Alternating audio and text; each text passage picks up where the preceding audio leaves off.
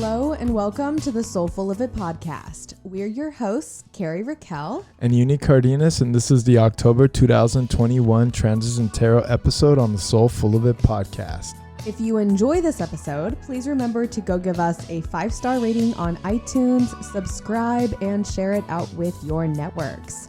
All right, let's jump into the episode. Hello. Hello, how are you, Kari? I am so much better than I was. How are you? I could say that I'm in a not too dissimilar boat. Well, we do both have a Pisces moon placement, and if you've been listening to the podcast, you probably do know that we just had the full moon in Pisces. Oh yeah, splish splash, splish splash. Splish splash, I'm drowning, because that's how it felt for me a little bit. Yeah, it felt like I had been literally dragged into this despair and torment, and it was kind of creepy in a sense because it made me realize that, yeah, darkness is really comforting, but it's also very consuming, and it can consume you. And in that consumption, what do you turn to? You turn to the ocean, and that was like me telling the universe, like, you know what, I'm pretty thirsty. And then the universe was like, oh yeah, bitch. And it grabbed me by the back of my neck and then dragged me to the ocean and shoved my face in the water and was like, drink. And I was like, oh God, I'm drowning. Back to the drowning metaphor, but it was dramatic. It was unnecessarily dramatic, and I'm so glad it came. It was felt. It was processed, and the moon not being in Pisces at this moment feels really good. Yeah, for me, it came in waves.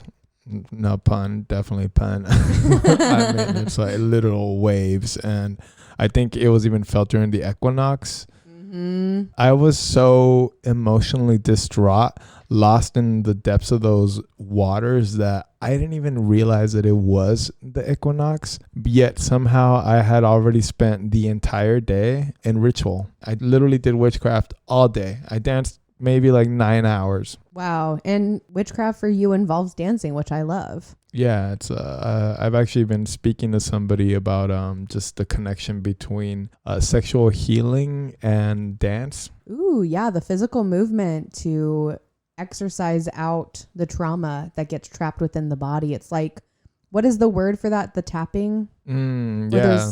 There's an acronym for it or something that I'm forgetting right now. I just know it as tapping, but yes, RM something. I don't know. We don't know, guys. School us. Send us a message or something. Let us know. We're obviously not certified in this, but yeah, it was just interesting to really consider that because maybe part of the reason why sometimes we internalize shame around how our body needs to be moving in space is around some of that sexual trauma sometimes. Well, and that has a direct impact on our ability to allow ourselves to take up space in general. Yeah. In a world that's like trying to encourage you to play small, you got to take up space, and dancing certainly helps people learn how to take up space. Yep. And it's also like so empowering. But that being said, well, it sounds like we both gone through a lot, and I bet our listeners are feeling very much of the same. Even if you don't have a Pisces moon placement like myself or Yunii, you can still be going through all of the ebb and flow because we are in a big transition. We are now beyond the equinox, and we are moving towards essentially the season of death. Yeah, the death of seasons is upon us, and how do we really take on the qualities of death and be able to bow over to the transformation that's at hand? And we're going to answer those questions and more in today's episode. Stay tuned. Stay tuned. But wait, there's more. And there always is. It's the Gemini Rising podcast. What can we do? I mean, that's just life in general. But wait, there is more. Always. And there is more birthdays in store. That's right. We'd like to wish a very happy birthday and solar return, of course, to our Libras and Scorpios who are born in October. That includes Tamo and Joseph, Freedom, Jen, Poe, and the person who pushed me out into this world. Shout out to my mom. Thank you for giving me life. So wait. So my question is your mom a Scorpio? She is on the cusp. She's actually technically a Libra, okay, but barely. So barely. Okay, because that would just be too funny. Because my mom's a Scorpio rising. Ooh, I like that. My mom's a Virgo rising, just like my sister and my boyfriend. I am surrounded by Virgo energy at all times. And that's why you're probably so organized. Hey. Yeah, it definitely keeps me organized, but also it is manic. Yeah, it's a little mercurial, and I've got a lot of Mercury already in me. But that Libra energy from my mom definitely helps to hold it down with the balance. I need it. It's amazing. And what is this month if not all about that balance? Exactly. Because I'm all about that balance, That's how that song really should go. So before we dive into the tarot of the month and then into the transits and integrate the two, I do want to give a special shout out to our friend Haley over at Alchemy and Archetype on Instagram, who just launched her intuitive self-love academy, Isla, where she is offering bundles of live interactive virtual tarot classes where you can learn the basics and more. How fun. Oh my God. Yeah, I'm really excited about it because I love Haley, period, but I especially love the way that she approaches tarot. It's very intuitive and it's just wonderful. Speaking of Virgo, she's a Virgo sun. She just had her birthday come and go. And I'm also going to include an affiliate link in our show notes to where you can go to register for any of her classes to reignite your own tarot journey for yourself. I will also be teaching a guest workshop covering the moon signs connection to self-love next month in collaboration with Haley. So stay tuned for more information on that. I'll be talking about it in the next podcast episode, as well as posting updates on my Instagram page at @SoulFullOfIt, where you can also connect with me. And speaking of Soul Full of It, the Instagram page just reached over 1,000 followers. So I will be hosting a giveaway in the month of October to celebrate. And I decided to wait to do it until I was able to record this podcast episode because I wanted our listeners to have a heads up on that. So stay tuned for that this month and make sure that you're following me so that you can contribute in my Instagram stories as I ask for feedback on what the giveaway should include, and also get to participate in the giveaway when it is launched in the weeks ahead. Wow, that is massive. That's a really big growth point considering the fact that this podcast hasn't been around that long and we've gotten to reach that number and just that audience. That's amazing. Yeah, these milestones are easy to overlook, but important to celebrate. And I wanted to take a moment and celebrate it by giving back to the people who made it possible to reach that milestone. And speaking of people who've made it possible, Yunii, you're certainly one of those people. Where can people connect with you to get a hold of your magic and stay in touch? You can get a hold of me on Instagram at Yunii. That's YUNII 666. And it's only 666 because I am the beast and it's the number of the beast. Or at Aquarian_Sage. And I'm in the process of a lot of shifting and changing as the season shifts. So do we. And all I got to say is stay tuned. There's going to be some content coming out. What it's going to look like, we will see. Wonderful. And then our girl, Katie, who was on the last episode of the podcast. Katie, you are amazing. I couldn't stop laughing. I'm sorry. You guys are so funny. I thought the episode was really funny too. So thank you for giving a little shout out to my ego for that. And you can reach out to connect with Katie on Instagram as well at curious_KT Cat. Katie and Cat, both with the K. Cat. Meow. And from there, let's go and dive into the tarot of the month of October. What did you pull, Yunii? And what the fuck does any of this mean? Oh my God. The cards that we pulled for this month, I feel have a very powerful connection. And firstly, when I pulled what is here right now, current situation, it's the 7 of Cups. And when you look at this card, it has this dark, shadowy figure in the forefront. And then you have these 7 cups, and they are all lined up with different things inside of them. And historically, when people talk about these cards, this is a lot about decisions, like which is the right decision to make, which cup is the right cup to take. And I really love the angle that you came up talking about this card in relationship to being all of the different cups that we are trying to fill and tend to within our day in order for us to feel like we're worthy of what it is that we're trying to receive, to feel like we are coming back into ourselves. And sometimes, I don't know, like that whole imagery makes me think of just like a drunkard fucking grabbing all of the different cups and just chugging them down.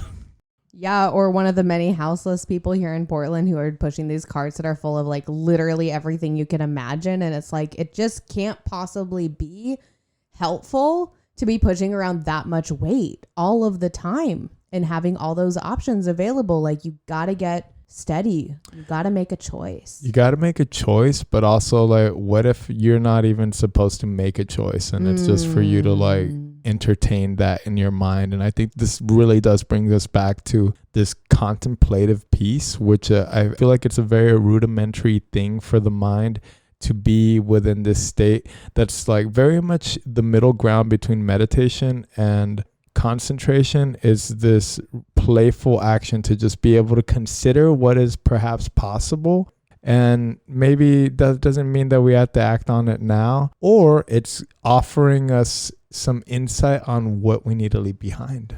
And for people who maybe aren't familiar with the Smith Rider-Waite card for Seven of Cups, how would you describe it?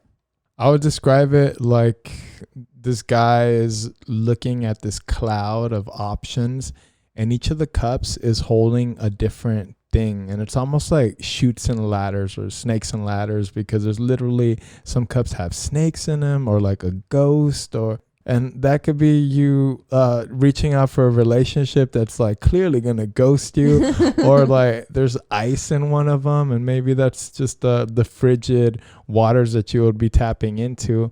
And one of them's got a garland in it. And what if that is you making sure that you are celebrating these milestones along the way? Not every cup is going to be there offering you something that's going to like benefit you. But at the end of the day, no matter what cup you take, you were meant to embark on that journey. And I think the more that you can be present with that, it helps you move along through this next process that is going to be the Eight of Cups, which follows. But that's for another day. I love that. And this card has come up a handful of times for me in so many different contexts. And I do think that it's like 50% you do need to make a choice, and 50% you need to realize that every opportunity that's being handed to you is a fucking distraction. And you need to learn how to say no to all of those options so that you can actually say yes to yourself and fill your own motherfucking cup for yourself. I love that too, because in the Tarot of the Holy Spectrum, the imagery of it's a little bit more different. It has this character, and it literally has like their head is just like covered in noise, and the noise is all of those cups. And if you want to really look at the sevens in general, there are 7 colors in the spectrum of light. There are 7 notes in music. There are 7 chakras. There's really 7 rays that make up the 7 different pieces of a person. And all of those are receiving information daily, every minute, every hour of every day. And it's also being held by your body. And that does create distraction. This does create noise. So how do we center ourselves within that so that we are choosing our own cup? I mean, Miley Cyrus even has a song titled 7 Things. All right. This means something. Yeah.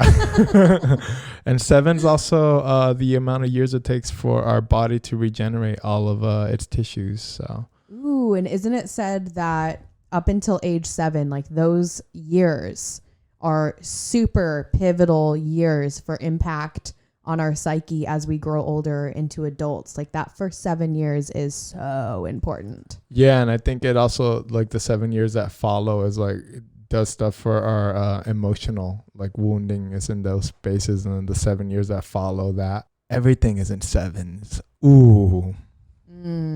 Love that. So what is the next card that you pulled? The next card that was what was like consciously there was the 3 of Pentacles. And the 3 of Pentacles in the Rider-Waite deck, it has this scene of 2 people coming up to an architect, and they are asking for his help in creating this structure, which we could only assume is the arc that we are staring at. That is like the main piece of this card.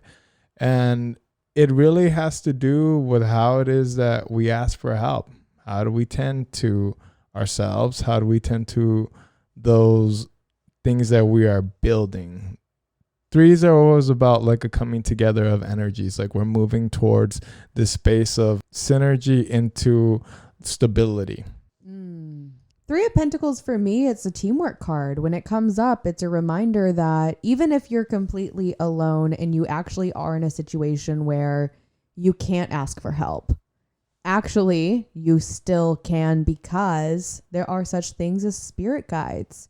There is your higher self. There is your just connection to self in general. You don't even need to believe in spirit guides. You don't even need to believe in God to find a connection to something else. That's just your inner light within. And so are you tapping into those other resources to keep you resourced as you're moving forward on your project or towards your passion? Whatever it is that you are working towards, are you trying to go at it alone? So when I pull this card, it's like tap into your teamwork network. I love that too, because it also makes me think of like the 3 lower chakras, which are very much about survival, about creativity, about being comfortable within your own skin. And part of that requires you to be in full support of yourself.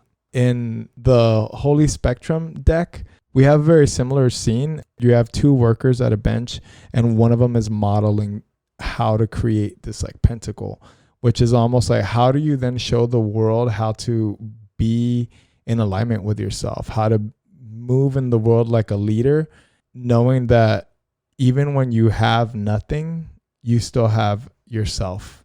And as long as you have yourself, your health, that is your wealth, and you can create whatever you need from that knowing. That is your seed. That is your connection. That is like your root system to something ancient, primal, and beautiful. Ooh, yes. And it shows that there is always somebody, I mean, almost always, I guess it depends on what you're doing, but there's always somebody who's done it before. And the fact that they've done it shows that it can be done. It is the image on the box for the puzzle that you bought that is sitting out as you are working on the puzzle. It is there to guide you. So even in that moment, if you're alone and you're working on the puzzle and you don't know where the pieces go, you can look to that box to remind you. You always have the ability to ask for help. Always. And what is the next card? Our next card is the 2 of Cups, which we pulled for where to direct our attention. And it looks like 2 individuals, one that is more feminine in nature with like a blue robe situation going over a white dress of sorts, and a very nice little, I don't know, it's not a flower crown. It's like an herb crown. A garland. Okay, my vocabulary needs help. It is a garland crown. And that person is facing with another person who is, again, more masculine in nature, but who knows? And that person has honestly also kind of a dress on. And so I take that back. And I would say that that's actually a flower crown. So I'm taking all of this back. I really don't know who's who, but they both have a cup in their hands. And in between them is this Kundalini symbol that's known as... That is a caduceus. A caduceus. And above that is what I would describe as a red winged angel lion that is coming out of that. And then the one thing that I noticed about this card, beyond the beautiful scenic background, that we hadn't noticed before, either one of us, until we recorded today. And so we really want our listeners to think about this too. When you pull out this card, if you have a Smith Rider-Waite deck and look at it for yourself, and you have any ideas on this, send it to us because we're curious. The more, I guess, what I assume is more masculine, but again, I might take that back, looking individual with the shorter dress has their right hand reaching out towards the other individual who I felt was more feminine, but again, who knows? And that person has both of their hands steadily on their cup. And so what we had talked about before we jumped on the podcast was that right hand, because the right side of the body, right, is more masculine. Yeah. It's more active yang energy, shows the action of like the receptivity that's going on inside of the 2 of Cups card. So if you want to take it away from there, I'm curious to hear what else you're seeing and feeling with this card for the month of October. Yeah, no, I'm actually getting a little bit of goosebumps as I'm even just holding it, because she's wearing blue and white. So blue is connected to intuition and white is connected to purity. And that winged lion that you were talking about is actually the purification of our desires. And when I'm looking at him reaching out towards that cup, it's almost like him making that move, and you're seeing that energy moving from that like root chakra up to the crown.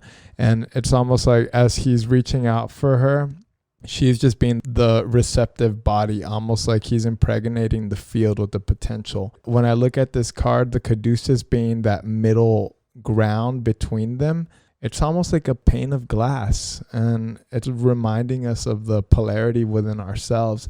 And as we will see today during this podcast, there's going to be a lot of this reflection going on. And I think it's really valuable stuff to be looking at during Libra season, especially because it's literally the card of your relationship to self and other. And whenever you have a duality, there's actually a trinity, because now there's a relationship between the two. And that's what that passion is. That is like the third entity, which is really what's driving the relationship. And it's a deep, powerful invitation to purify your desires and really look at yourself through the lens of love. Potent magic for the month of October. Love it. So what is our next card? Our next card, the moon. And I don't think there could have been a better card to pull for October, because you think October and you think Halloween, you think like big full moon, pumpkins, lanterns, just it has this whole ass vibe to it. But really, when you're looking at the moon and dealing with the Smith Rider-Waite version of it, you have this pond in the foreground and this lobster just like coming out of the water, and it's taking on this journey to embark upon this winding path between two seemingly wild dogs. It's like a dog and a wolf. So you think about it as being this tug of war that your mind is having with itself, like its primal pieces and its logical pieces. And you're needing to move through the mud, through the ickiness, through the unknown parts in order to get to your next destination. And you only have the moon illuminating your way. But what is the moon if not a reflection of the sun at night? And it's a deep invitation for you to look at what are these hidden parts of yourself that you haven't yet brought to the surface that are really begging to be illuminated and brought forth, because that is how you find your own midnight sun. That is how you bring forth what is within, because what is within is what's going to save you. Ooh, yeah. Yeah. I love all of that. And I was looking at the symbolism of a lobster because I was just curious about that. And something that I read about lobsters is that if they lose a limb, they can regenerate it. And so the lobster being a very like regenerative symbol of what you can overcome or recreate even in the void. And I think that the moon and the energy of the moon card is very much about trust when you're moving through the void. And the last year plus has been so much uncertainty. And the more uncertainty there is, the easier it is to feed fear, right? And that's that like wolf and the dog. Like the wolf looks like it's scared. And that's probably because you on your journey, at least part of you is scared because you don't know what's coming. But this is a journey of self-discovery, and you're going to have to do some of that, yes, in the daytime. And the other part of that is going to have to take place at night. You can't just have the daylight all the time. It's not fucking Alaska in the summer, okay? Unless you're in Alaska and it's the summertime and you're listening to this, in which case, shout out to you. Well, and I just wanted to point out too, kind of the similarity that the moon card almost with these two pillars that it has, it's reminding me of the high priestess. And if you look at that Two of Cups, she looks like the high priestess robes that she's wearing. Ooh, yeah. So again, it's bringing back this connection that's tying in all of these pieces where you have like the high priestess being the purification of those mental spaces, trusting our intuition, and the moon being that nighttime energy, trusting ourselves in that unknown space. And how can you love yourself through that unknowing? If you want to look at the 7 of Cups with that 2 of Cups, it's like, how do you love yourself through the confusion of not knowing where to go? And that is going to be our segue to the next card, which is the World, our soulful guidance. And to me, when I look at this card, it looks like a feminine figure. We will just say a godly figure that is standing before this portal. And the portal, to me, looks like a mirror. And it's a deep invitation to look within the mirror of yourself. And what do you see reflected back at you?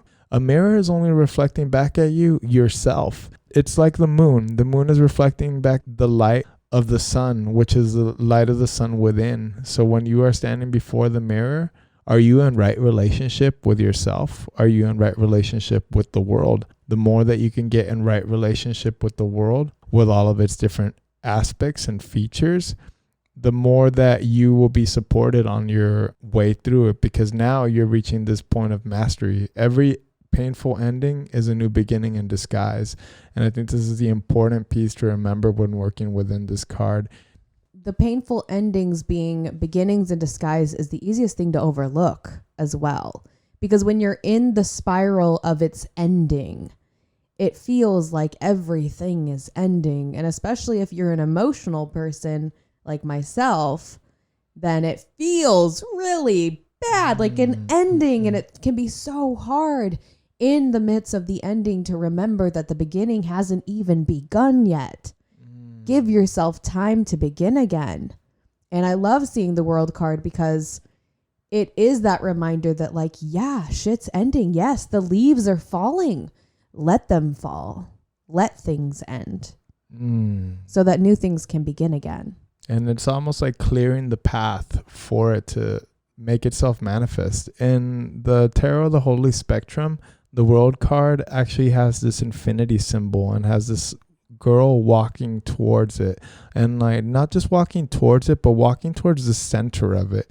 And in the lower corners, you see the scales for Libra, and then you see a lion for Leo. And it's reminding us, how could we come back to the heart and find the balance within that, to be in the fullness of those emotions that come with those painful endings and those new beginnings, knowing that ultimately it's taking us to new peaks and valleys that we are meant to rediscover for ourselves. And it takes a lot of courage and it takes patience for us to be able to find our center while we're moving through the world.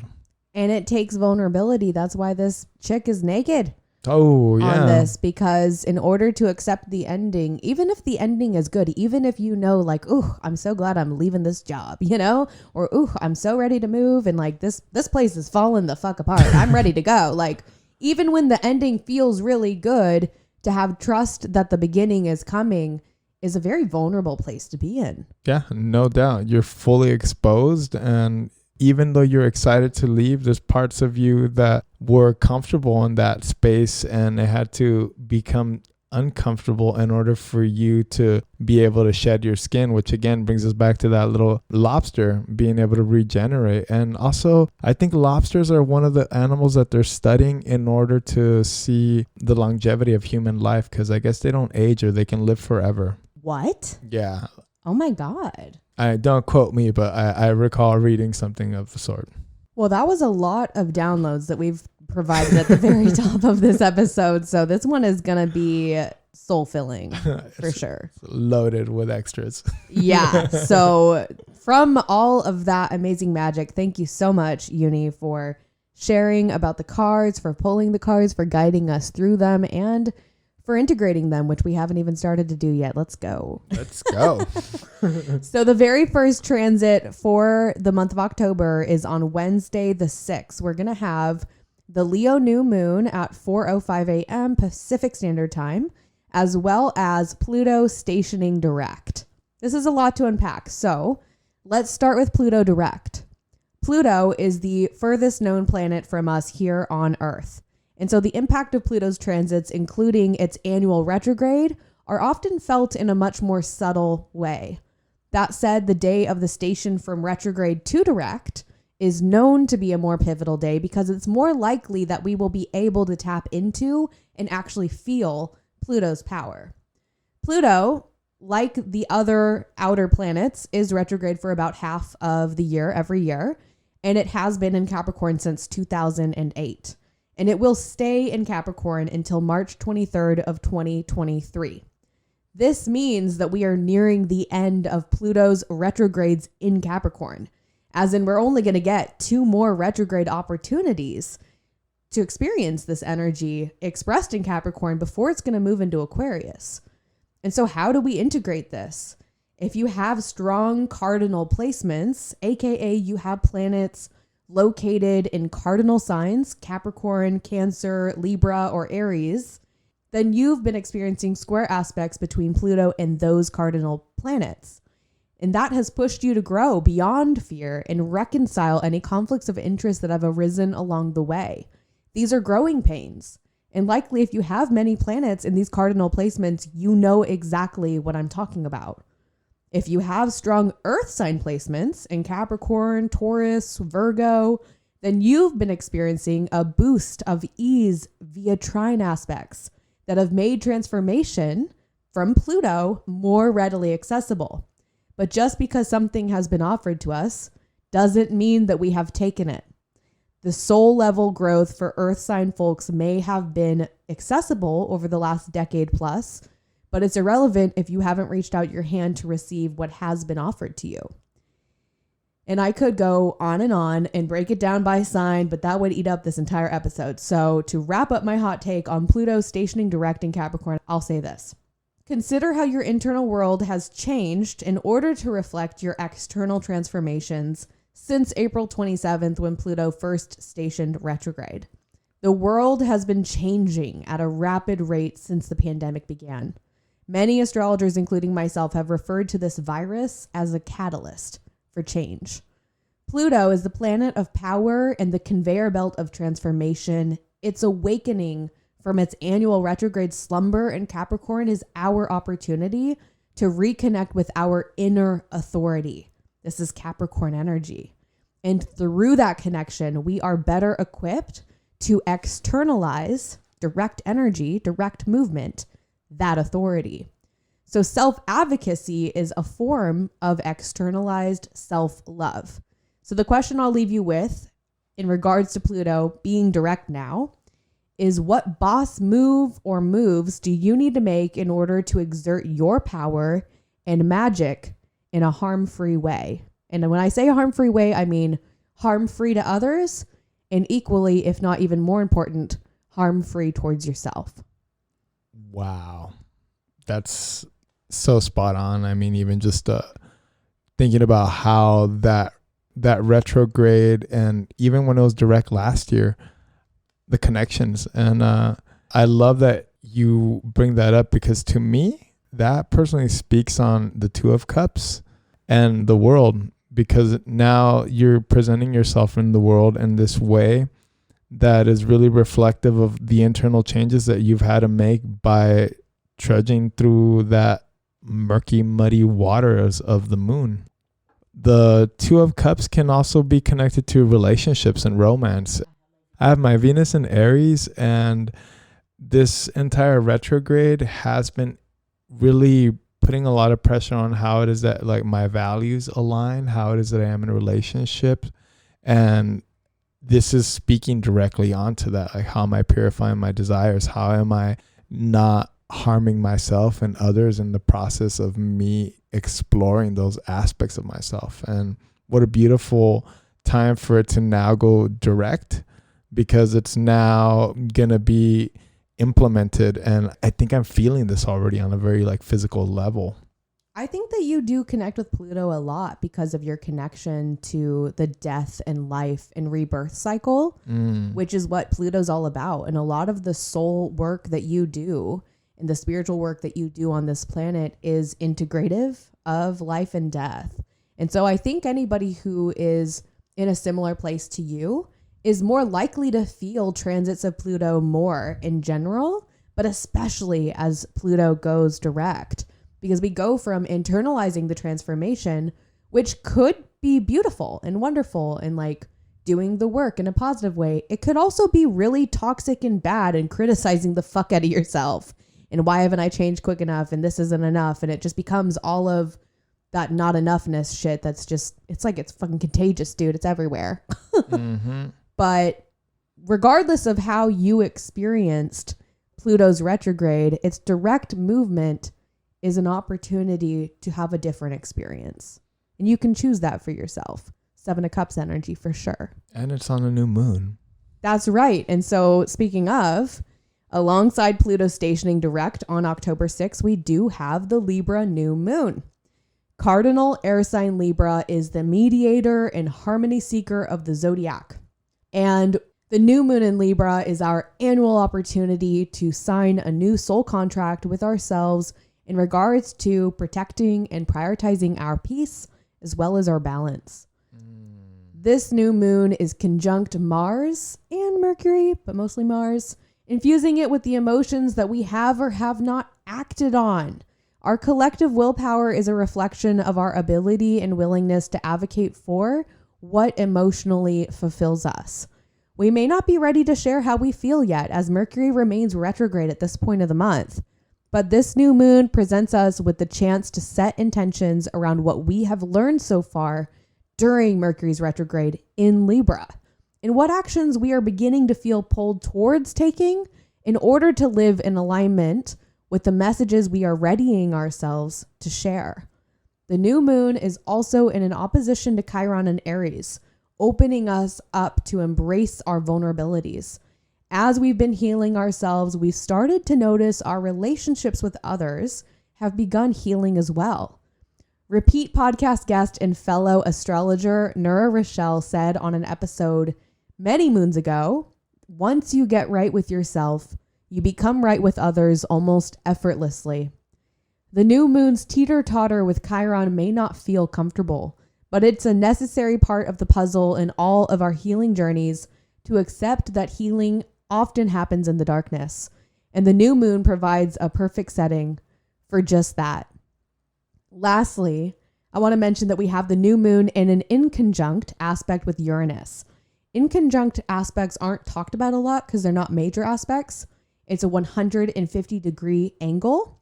And we all have feelings about these rapid changes that are happening around us and how little control that we have about it. The new moon in Libra is sitting in a cardinal air sign, whereas changemaker Uranus is sitting in a fixed earth sign, Taurus. They have nothing in common. That's what an inconjunct is. And it's the struggle of the inconjunct aspect that they can't find that common ground. But they are tied together. This is like starting a job and realizing that everyone on the team is extremely different in their skill set and their personality. Yet the team works really well together because when all those diverse skill sets and personalities are brought together, they see every angle of every dilemma.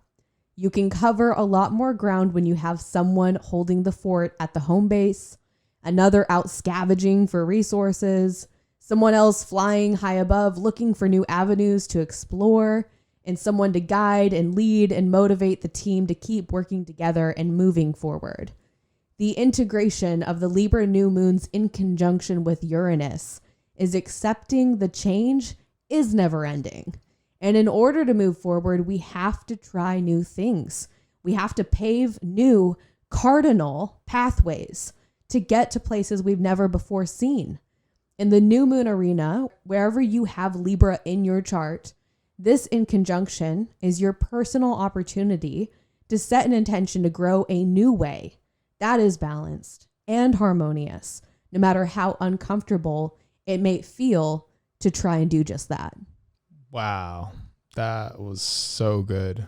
So good. So good. And I can't help but think of that Three of Pentacles within all of that, because not only is that teamwork piece, but then you also have the moon, and it's a new moon that we're talking about. And that darkness is also really safe. It's almost like keeping you from being seen so that you can take it off, so you can molt, so that you can have time to shed your old skin and then have like that protection of the new moon to guide you moving forward, as now you're showing up in the world with your new shiny black coat. I'm like getting scorpionic vibes off of that, like for sure. I love that. And thank you for illuminating how important the moon is. I feel like in every transit that we talk about, that card's going to keep coming up. It feels like one of the most important cards of the month. Definitely. And that regenerative piece that you mentioned, like I can't get enough of that, because like you're regenerating through your changes, and part of that is like lovingly dying into yourself. Ooh. Because it's almost like you have to be forged into this new version of yourself, and part of that's like, how do you not beat yourself up in that folding over? When you were talking earlier, I was looking at this 3 of Pentacles, and it made me think, how do you take criticism from the team when they're trying to reflect something back at you that maybe you're not seeing? Ooh, yeah. And when you do receive the criticism from the team, how do you go about activating change so that you're not making the same mistakes or whatever it is that they may be pointing out to you, without internalizing the criticism so that you're feeding the bully that lives inside of you? And I've talked about this before, I think, on the podcast, that I think that there is a bully and a cheerleader that lives inside of all of us. And the person who wins, the one that you hear the most, is the one that you feed the most, because they become the stronger one, right? So if you're always feeding the bully, it's going to get a lot stronger than the cheerleader. Suddenly this motherfucker's a quarterback, okay? Like, cut them out. Time for you to fast, bully. We don't need to feed you. That internalized criticism is unnecessary, and it kills teamwork, and it prevents you from receiving criticism in the future that will help you grow. It's also guilt-driven change, which doesn't fulfill you. And like that also makes me think of what Nura said about getting in right relationship to the world. We're constantly surrounded by all these angels and like demons, if you want to call them that, but they're just frequencies that are available to us to tap into. Where are you turning your dial? Ooh, yeah. What kind of compass is in your pocket? Because that is the feeding, is you staying on that station. Yep, turn the dial. And as we turn the dial, we move into Thursday, the 7th, Venus moving out of Scorpio and entering Sagittarius. Venus in Sagittarius is a transit of seeking pleasure through adventure, deep philosophical conversations, and anything that fosters a feeling of freedom and independence. The memories of every experience create irreplaceable and priceless souvenirs of a lifetime. Those who have Venus in Sagittarius know this very well. Venus in Sagittarius is both a hike out into the wild, and it's a cozy morning reading a book. This transit wants us to ask the bigger than life questions in conversation, laugh at mistakes we've made and the lessons we've learned along the way, and embrace our inner soul knowing as the ultimate guide through life. As a sun sign Sagittarius myself, I have to admit that I don't really see a lot of shadows to this transit. But if I were to highlight one, it would be the over-independence that Sagittarius sometimes has. The I can do it on my own energy that squashes collaboration. And I think the best remedy for this is first to acknowledge the root of it, fierce and fiery independence. And then to balance that, it is Libra season after all, with the truth, which Sagittarius also really respects. That sure, you can do it all on your own, but wouldn't it be more fun if you involved another or a few? I think this is where the 3 of Pentacles energy comes in to remind us that collaboration is collective magic in action. And just because you can do it on your own doesn't mean that you should. And even if you can think of any other reason why you still shouldn't involve anybody else, oh, I don't want to bother them, or they're not going to be that helpful anyways. Like, it comes back to the truth, which is, wouldn't it be more fun if you involve some other people? Wouldn't it be more interesting? And Venus in Sagittarius wants it to be interesting. Don't we all want it to be interesting? And isn't that also being in right relationship to the world? You have to be in relationship to it, not just to yourself. And I feel like the more the spiral goes in, it also goes out. Ooh, yes. And that's the Two of Cups. Is that Kundalini spiral? I already forgot what it's called. What's it called? Caduceus. Caduceus? The caduceus is when it's got that little center staff and it goes around it. Ooh. Like the medical sign symbol. Oh, that's why it looks so familiar. Okay. You can tell I don't do the medical field. It's the soul medicine. Oh my God. It's the soul medicine. The bringing together. Okay. Soul medicine. Okay. So for Venus and Sagittarius, tap into your soul medicine. And maybe for you, it's not going on an outdoor adventure. Maybe it's going on an indoor adventure. Build a fucking fort. Yeah. How often do we get to do that nowadays? Not often enough. Right. After that, we have on Sunday the 10th, Saturn is going to station direct in Aquarius.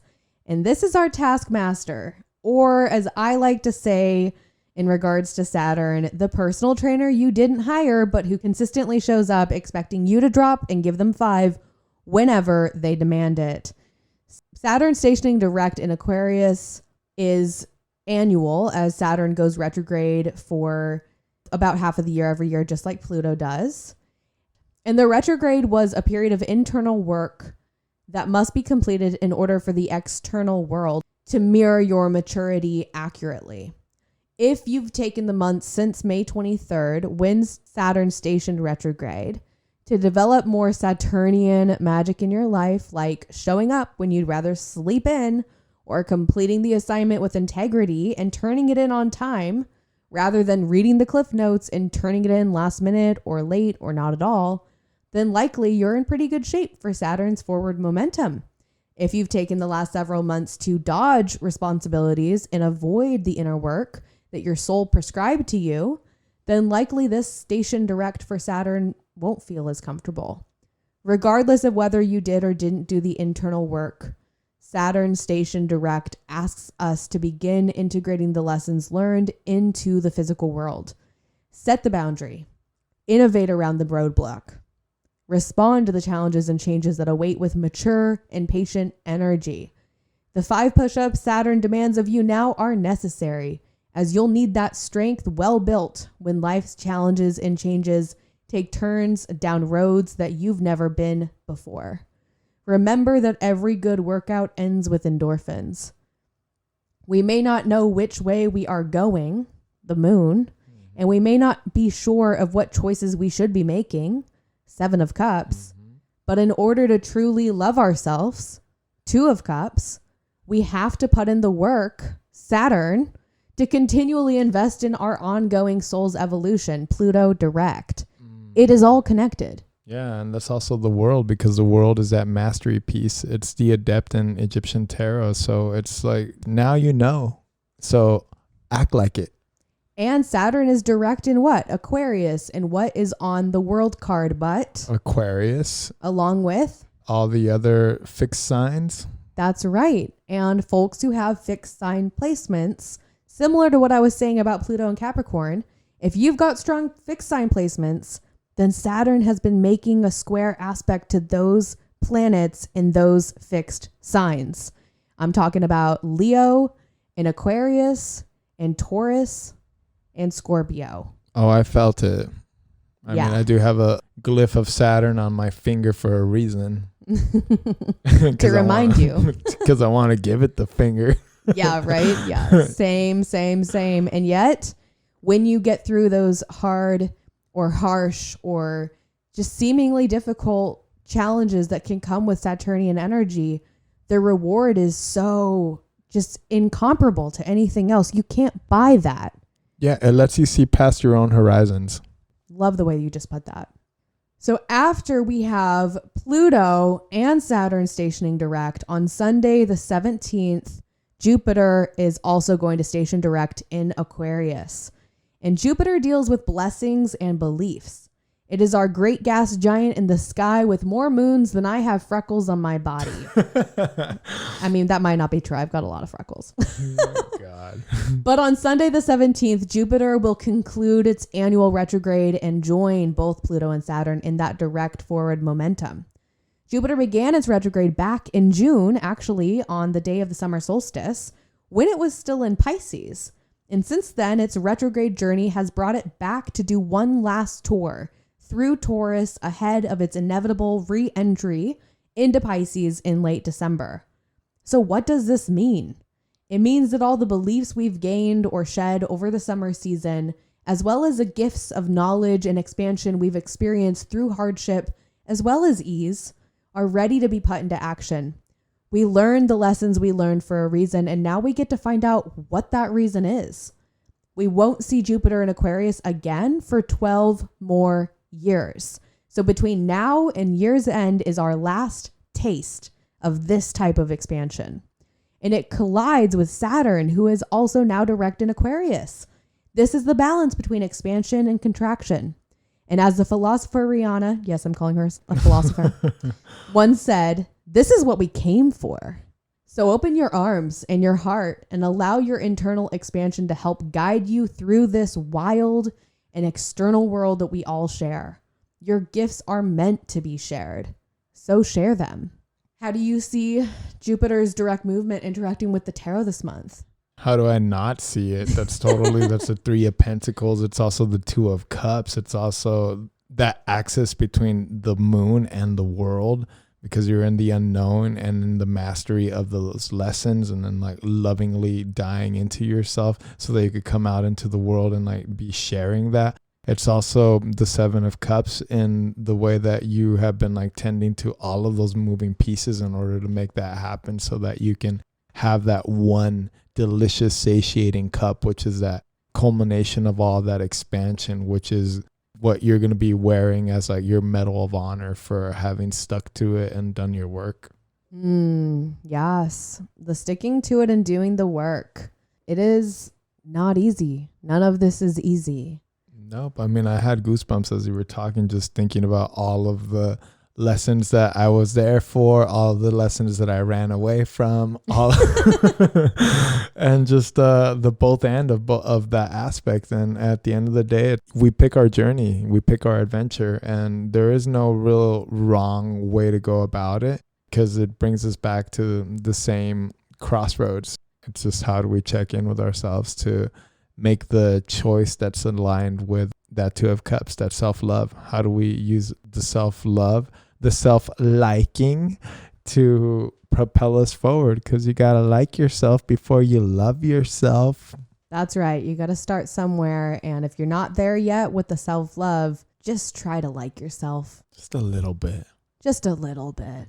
And maybe that's that purification of the desire right there with that lion medicine caduceus. Caduceus.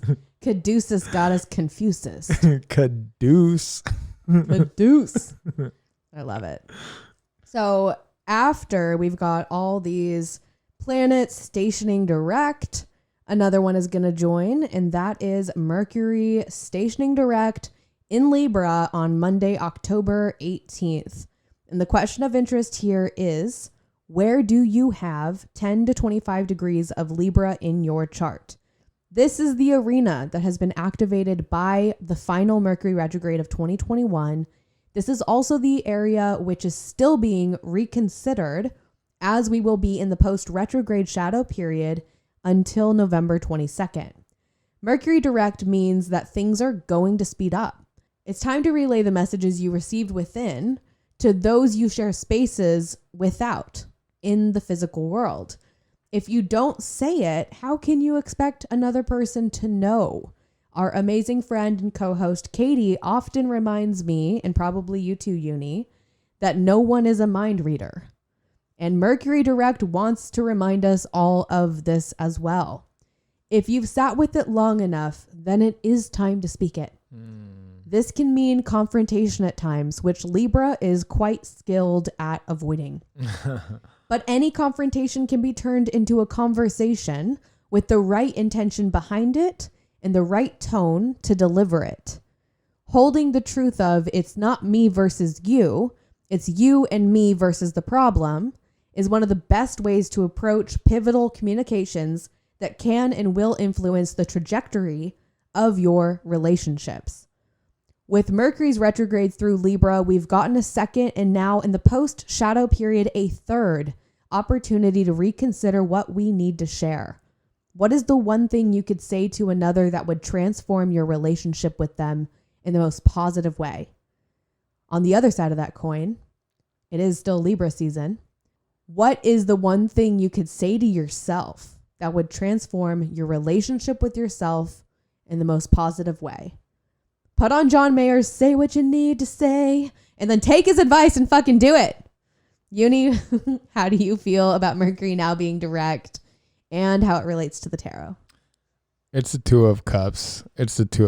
I mean, Mercury as like the god Hermes, he has a caduceus in hand, and that is his also like top-down view. He's seeing the bigger picture, and part of that is also those words, and that makes me think of the words I tell myself: dragging within, dragging without, especially without, because at the end of the day, when you're left with nothing, how do you show up for yourself knowing that the part within is fed by how it is that you are moving without? And sometimes when we feel this lack or unworthiness, it's easy for us to come at ourselves in a way that really breaks us down. And as you had mentioned, Libra being the sign of relationship, it's like, what can you say to yourself to build yourself up in the fortifying way that you need, so that then when you're out there making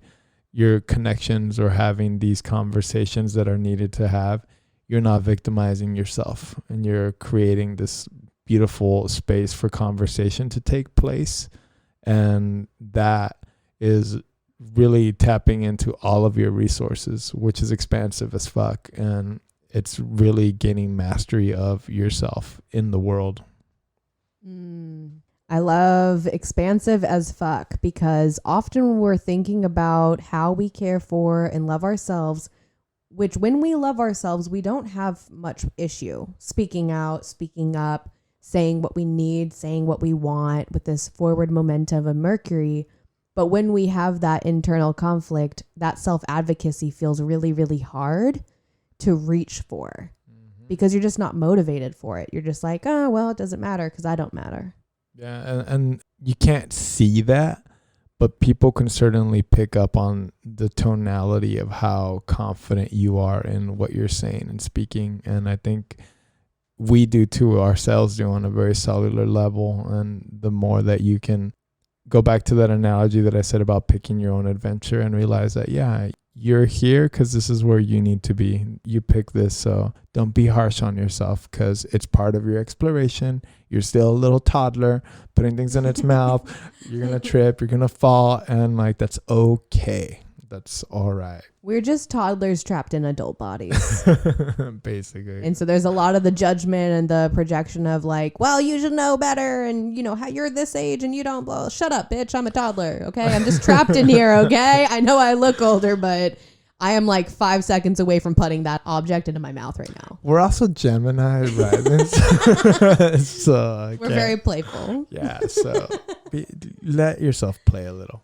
That's right. Play is an important part of the process of sex. Wait, where was I going?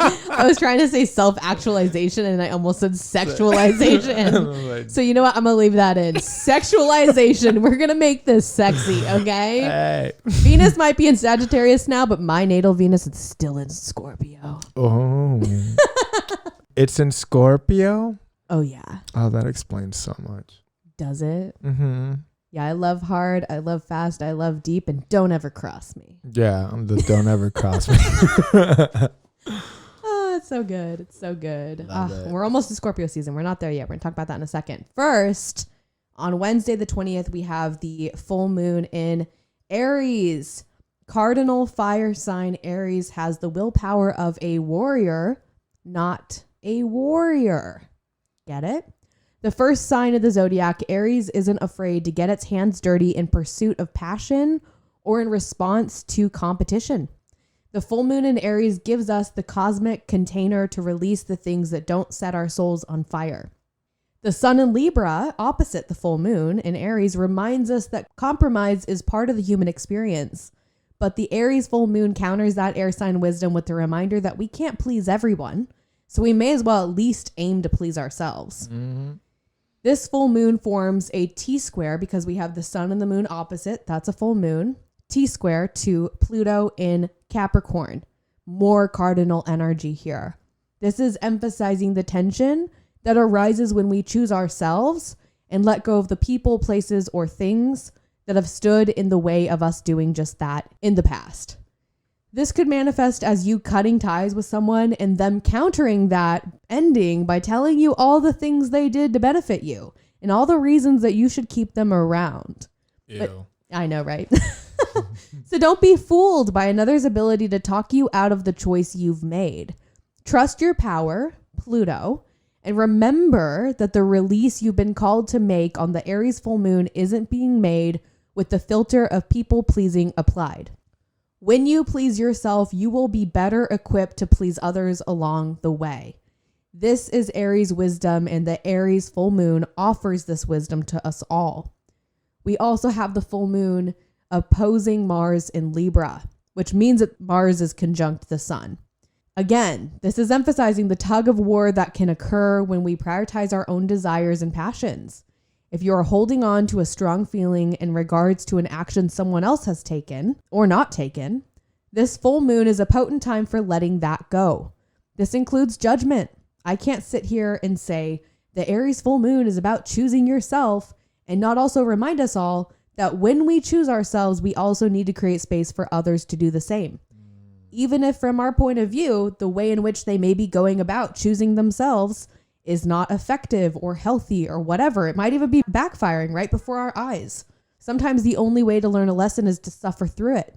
So let others learn their lessons the hard way, if that's what they choose to do. Mm-hmm. The last aspect I want to touch on is Mercury opposing Chiron and Aries during the full moon. This aspect added into the mix highlights how deeply words can cut. And with the full moon in Aries, we may be more direct in relaying how we feel to others. Mercury's opposition to Chiron wants us to lean into the self-advocacy that we've been talking about this whole episode, but doing so with more gentle hands. Remembering that when we hurt others with our words, we tend to also hurt ourselves. This makes me think of my mom's recent visit where I witnessed myself being short-tempered and direct and harsh with her. If I focus on what I want, in this example, it was really silly and simple things, like for my mom to just decide what she wants to order at a restaurant, then I can go from there and decide how best to communicate with the other to obtain what I want. Having a short fuse and a rude tone saying, just decide. It's not effective communication.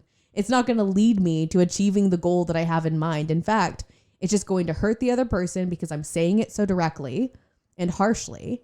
And then in turn, it's going to hurt me because I reflected on that. And shout out to my mom, but I apologized to her because I felt really bad about it. And I should have. Yeah. I needed that reflection. And the reason I share this example is because, like, number one, my mom's probably listening. Hi, Mom, I love you. Number two, I think we all come up against this in our relationships, be it with a parent, a partner, a friend, a coworker, a complete stranger. And three, maybe someone listening needs to be reminded to play nice. Just like I had to remind myself when my mom came to visit and Lieutenant Lamb came out. I know, uninvited. So remembering what we want is powerful because when we keep that desire in mind, we can better guide the way we go about getting it. Sure, I just wanted my mom to make up her mind. But also, she is a sun sign Libra. She actually does need time to decide. If I'm getting hangry while I'm waiting for her to make her choice, maybe the alternate route for me that creates a loving environment for everybody is to order a fucking appetizer. That's what I was going to say. Right? It's like, and then I can appease myself. That's what this full moon in Aries is about. It's about prioritizing yourself and the pleasure for yourself while also holding space for like other people also exist here. So don't have this tunnel vision that it's me, but also don't have this tunnel vision of it's you. It has to be you and me. And we have to start with the self in order to really, truly understand that. Yeah, I love that. That is total 3 of Pentacles and that 7 of Cups. Be mindful how you playing with others in the 3s, because you could be complicating the situation mentally for them or yourself. Exactly. And that self-reflection is really going to be the key to helping you work through that. When things like that come up for you, it might not look anywhere near the same as it did for me. It might not involve your mom. It might involve somebody totally different or unexpected.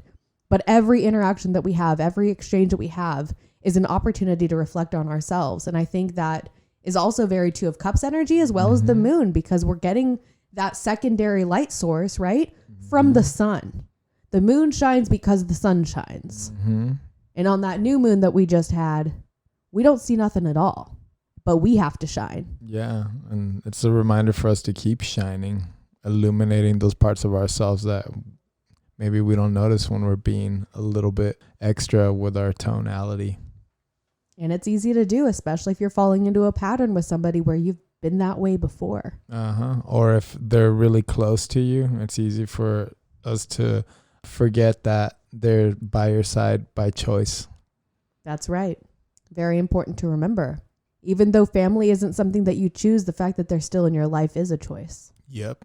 And vice versa.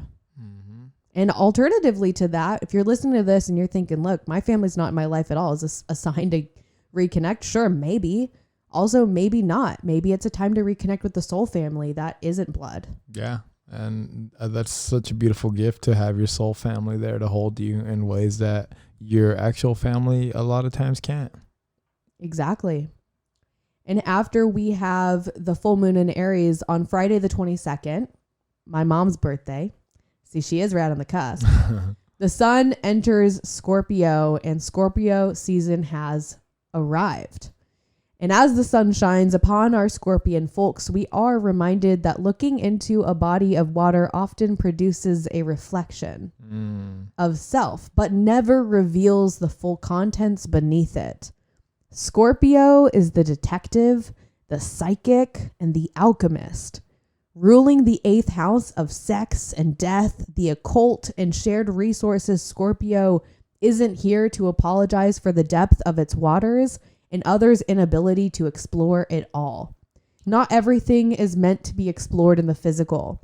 Some things are meant only to be explored in the spiritual and emotional realms. Scorpio is ruled by the action planet Mars in traditional astrology, and power player Pluto in modern astrology. The penetrative ability of Scorpio is fed by these planetary rulers. Scorpio wants to uncover what is hidden and dissect the reasoning behind it having been hidden. I'm talking about you billionaires with your money out in what's it starts with P? Panama. Out in Panama, okay? I mean, I can't even remember why I'm angry about this, but I didn't forget, okay? Like, that did happen. We're talking about you guys, okay? There is no fooling Scorpio, at least not for long, as they tend to see through layers of truth some of us spend our whole lifetime unaware of. On the light side, we can settle into Scorpio season as a time of unveiling truth. And on the dark side, we are reminded that not everything is worthy of a full-blown investigation and the resources that it takes to actually have a full investigation. This Scorpio season, I'm hoping to lean into the deep devotion that Scorpio represents while releasing the shadow sides of possession or overprotection that can sometimes emerge from the desire to know it all. Yeah, Venus and Scorpio. Yeah, exactly. The sun is highlighting that for me, and I'm like, all right, I'm going to get ready. I'm glad that you're choosing devotion. I try to choose devotion as often as I can, but I'm not always successful in that. An ocean of devotion brings us closer to ourselves. An ocean of a Dev ocean. I love Dev. If you know Dev the singer, then you know what I'm talking about. Oceans of love. Ocean Eyes, Billie Eilish. Oh my God. How do you see Scorpio season in relation to these cards? For me, I feel like it's the world energy 100%. For me, I feel like it's the moon, but it's like that little crab of the moon or lobster. Because what is a scorpion if not a land lobster? Ooh, yeah. It's like a death lobster. I'm into it. A poison lobster. You know, I've never actually seen a scorpion in real life. Ever. Have you? I have. I've actually eaten one. Whoa. How does that taste? It kind of tastes like crab. Oh, interesting. Like same kind of texture. Yeah, I know. It's gross. Go figure. Hello, Cambodia. Is that where you ate it? Yeah. Oh, I love it. And that leads us to our final transit, where we're going to have Mars entering fixed water sign Scorpio on Saturday the 30th. And Mars is at home here. This is willpower that feeds off of passion, truth seeking, and a strong desire to fully understand the why behind any and every action taken. Folks with Mars and Scorpio can be a bit intense, and on the shadow side, they are also capable of coming off as ruthless. They hold an immense amount of personal power, and they aren't afraid to ask for what they want and need or demand it if they must. Mars is also at home in Aries, so it's good to mention the differences here. Mars in Aries gets fired up, but may not know the deeper why or even be looking for it behind their motivations to take action.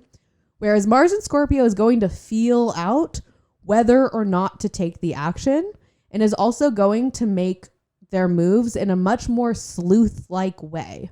Where Mars in Aries doesn't give a fuck if they make a loud entrance to go after what they want, Mars in Scorpio is more like a ninja. They will go after what they want, but you may or may not even notice that they've done that. My best advice for this transit is to allow your mind to think through the effects and motivations of your actions before initiating those actions. Pull tarot cards every day. Play with a pendulum. Ask a lot of questions and practice active listening. You can still knock out your to-do list while being quiet and contemplative, just as you can when you're being loud and thoughtless. Mars and Scorpio wants us all to sit with the stories we keep deep within that paint our perception of the world and ultimately drive our actions and choices and motivations. This feels pretty 7 of Cups to me, but what are you thinking, Yunii? I was thinking the same thing, plus the 2 of Cups when you said that last sentence you said was totally that. Yeah. Sitting with the stories that are painting our perception of ourselves and of others. Yeah, and that's the liquid, the dark liquid inside of that cup. It is our perception of ourselves and how it is affecting that relationship to other. Like, woo, girl. That's magic. It is. And you're magic and I'm magic and everybody listening to this episode is magic, and damn, we need to be reminded of that.